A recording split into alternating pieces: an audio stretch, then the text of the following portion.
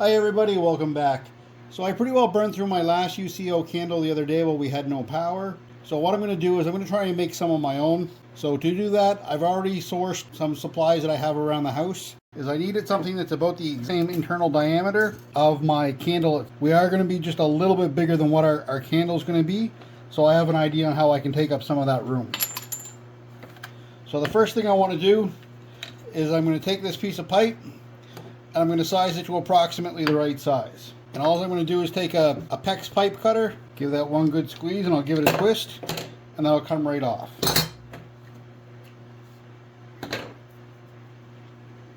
So what my plan is to take up that little bit of space inside, I'm just going to take some electrical tape, take some lines of electrical tape going down inside. That should make it about the right size to fit the candle. And all I'm going to do, feed my electrical tape all the way through, give that a rub in, and I'll go all the way around doing the same thing. Alright, we're just going to take that cap, see how all that fits now. So that's probably about half the space I want it to take up. So I'm just going to do that one more time.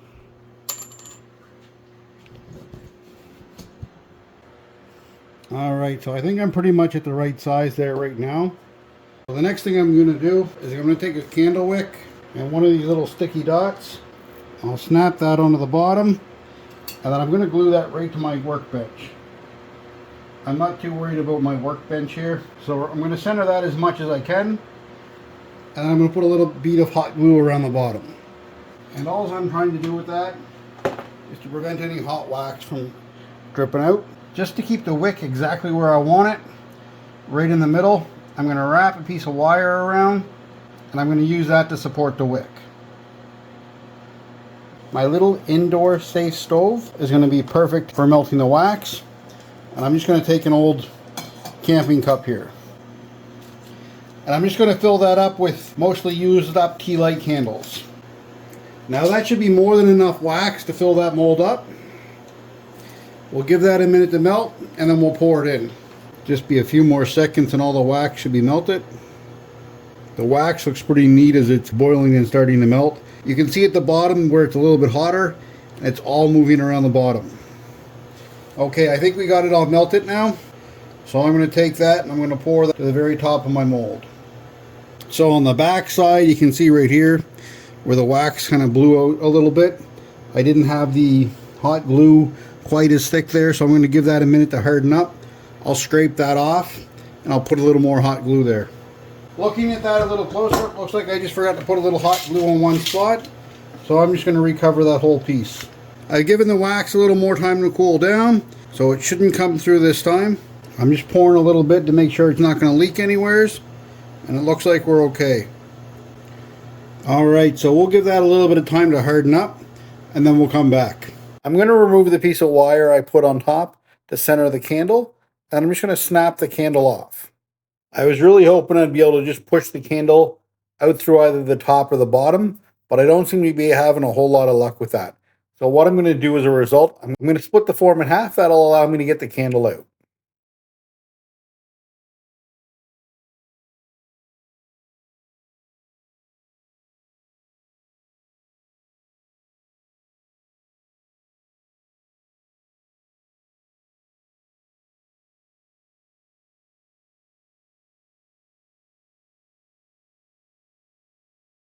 So the first mold I made was pretty hard to get apart. What I ended up doing is cutting it down the center and then popping it out of the mold. It came out fairly easy at that point.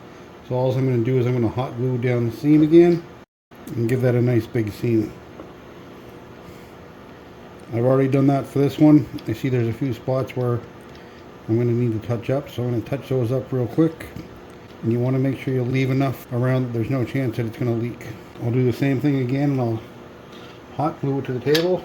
So I just stuck another sticker on the bottom of my candle wick, and then we'll hot glue the base.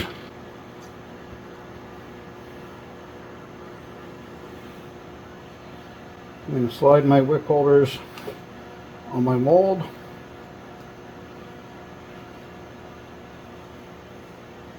And my wax is pretty well melted there now. There's still some solid chunks in there, but it should be just about ready to pour in. As soon as I'm happy that that hot glue's hardened up, I'll start to pour that in. After waiting a few seconds, I quickly noticed we started to get a little bit of a leak. So I'm going to add a little more hot glue where I think it's coming from.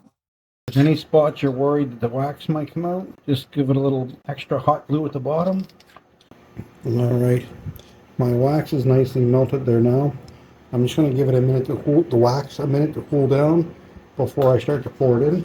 All right, I've given that a couple of minutes to cool down. I'm just going to pour a small little bit to make sure that it's not leaking at all out of the bottom. All right, that one doesn't look like it's leaking. You do the same thing to the other one. All right, so it looked like the leak was right about here. We'll just try and pour a little bit more of that hot wax in. All right, so the latest batch of candles, what I did for one, I put electrical tape on the bottom. This one didn't leak at all. On the other one, I put masking tape on the bottom. That masking tape leaked all over the place. So I'm not going to try and use the masking tape again. We'll just open this back up. Now for my vertical seam, I just put a piece of masking tape there. That seems to work fine for that seam, but for the bottom it didn't work at all. Then under my electrical tape, I just put a little masking tape just to quickly cover that bottom and give it an extra layer. I don't know why we got a void in a couple of the candles. There's no voids or anything that would... All right, that one turned out a little bit nicer. So right now I have 5 candles, so I'm just going to make one more just so that I'm all of the wick that I had there. I'm just going to make one more because I don't want a wick cut in half. I want that full length for the wick going forward. So I'm always going to make them in batches of 2 minimum going forward. I've made a couple of candles at this point using the tape method. What I've done is I've taken some masking tape, I've put it along the entire length of the seam, covered the entire bottom, put 2 coats of masking tape on the bottom, and I covered the bottom with electrical tape. Once I've covered the bottom with electrical tape, I stuck my wick down inside and then poured my wax in. This has been extremely effective. So right now I've made 6 candles. There's a little bit of work that I'm going to need to do to fit them into the candle lantern. So what I'm going to do is I'm going to need to chamfer off the edge. So to do that, I'm just going to take a knife, go around that top edge. So they're going to slide nicely into the candle and be able to light without any problem at all. All right, guys, that's going to be everything for today. Don't forget to hit the like and subscribe button and hit the bell notification. I usually upload 3 videos a week.